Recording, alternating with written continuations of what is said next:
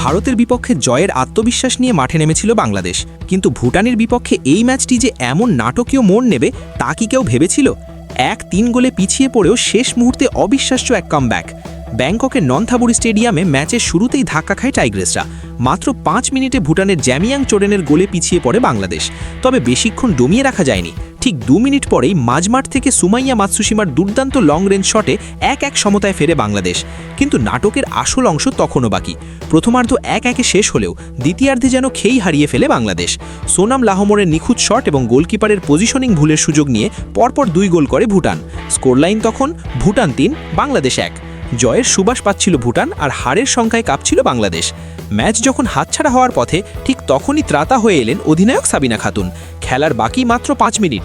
সাবিনা একাই ড্রিবলিং করে প্রতিপক্ষকে বোকা বানিয়ে ব্যবধান কমালেন, আর ঠিক তারপরের মিনিটেই ডিফেন্ডার মাসুরা পারভিন মাঝমাঠ থেকে বল ছিনিয়ে নিয়ে গোলকিপারকে একা পেয়ে করলেন সেই মহামূল্যবান গোল।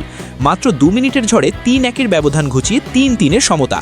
শেষ পর্যন্ত এই থ্রিলার ম্যাচে ড্র নিয়ে মাঠ ছাড়ে কোচ সাইদ খুদারামের শিষ্যরা। 2 ম্যাচ শেষে বাংলাদেশের ঝুলিতে এখন 4 পয়েন্ট। এই ড্র যেন জয়ের চেয়েও বেশি কিছু। রাউন্ড রবিন লিগে বাংলাদেশের পরবর্তী চ্যালেঞ্জ শক্তিশালী নেপাল এবং এরপর শ্রীলঙ্কা। বাঘিনীদের এমন লড়াকু মানসিকতা নিয়ে আপনার মতামত কি? কমেন্টে জানান, আর ফুটবলের সব আপডেটের জন্য আমাদের সাথেই থাকুন।